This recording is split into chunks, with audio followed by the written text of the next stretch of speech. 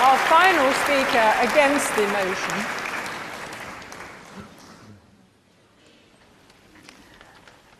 more of that later.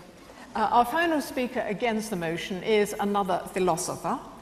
He is Roger Scruton, who has written many books upon his subject. He's written about aesthetics, he's written about music, philosophy of architecture, and he's written a book called Philosophy, Principles and Problems, into which perhaps this motion fits. So please welcome Roger Scruton.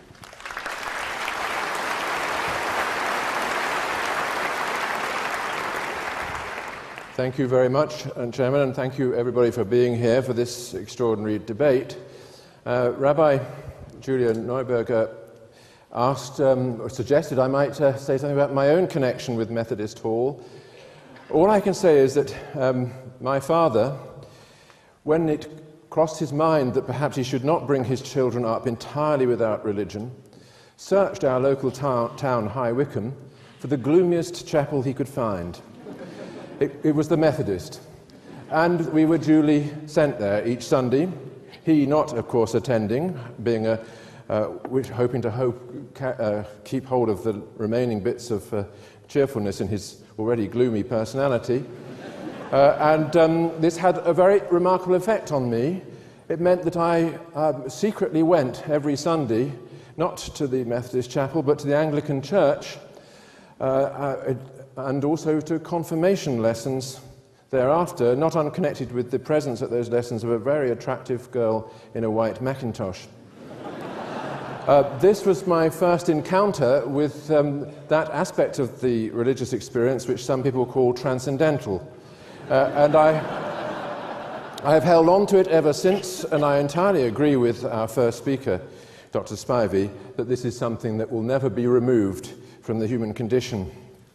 Now, I have to speak as a philosopher, so I refer to one of the great philosophers, Plato, who set out to describe an ideal republic in which reason would prevail over passion and in which the citizens would be guided by the truth. It is fair to say that Plato found ordinary humanity to be a profound disappointment, as do most of the speakers on the other side. In all kinds of ways, people conspired against their own happiness by allowing the darker forces within to gain the upper hand. They amused themselves with poetry, which told them lies about the heroes and gods. In politics, they preferred consoling lies to uncomfortable truths, and so tied themselves in knots of self-deception. When it came to music, they had a distressing tendency to prefer the orgiastic tunes and rhythms of the pop stars, instead of the upright marches which bring order to the soul. All in all, human beings as they existed in Plato's day were on the side of disorder, falsehood, and irrationality. The only solution was to devise a new kind of society with the philosophers in charge and the forces of unreason expelled into the outer darkness. The poets would be ordered to leave, so too would the priests of Dionysus and other orgiastic cults, so too would the Corybants and the pop stars.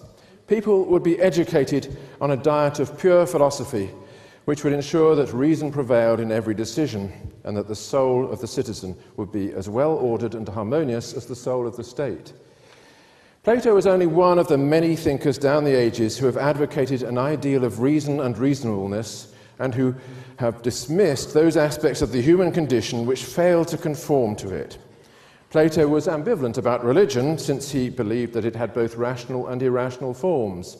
But he was adamant that the irrational forms were dangerous and that we would be better off without them. Suppose someone were to say that we would be better off without love. After all, love often leads to disaster. The love of Helen for Paris, for instance, which led to the Trojan War.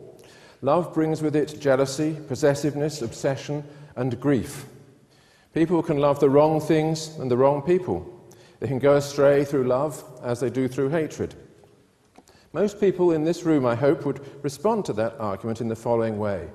They would say, whatever the disasters that love may cause, love, judged in itself and without regard to contingencies, is a human good. Perhaps the greatest of human goods. The important thing is to learn to love rightly and in the right frame of mind. The disasters, if they come, come as accidents and not by necessity. That is surely the response that should be made on behalf of religion. Of course, religion leads to disasters like the 30 Years' War. People can believe in false gods, attach themselves to evil rituals, and so on. Religion can exert a stultifying effect on the intelligence, imagination, and humanity of those who subscribe to it. Do we think that that is not true also of science sometimes?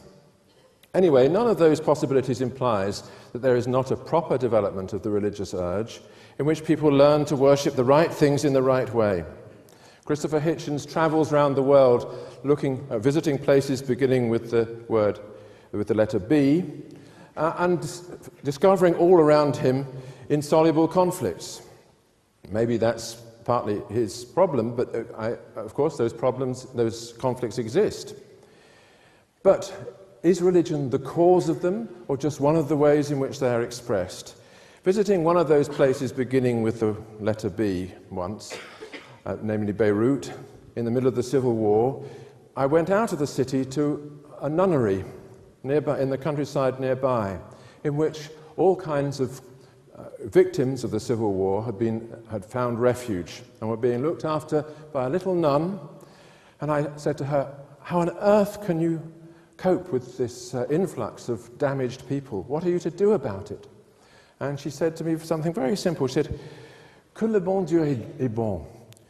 On lui donne comme ça, et il nous rend comme ça." She opened her arms and said, "He gives us back 10 times what we offer him." And what had he offered her? He had offered her the ability to look after damaged people of every faith and restore them to a sense of normality and to live life again. That seemed to me to be an adequate expression of the religious urge. Now, but to defend the religious urge, we have to know what kind of thing we, as religious people, are.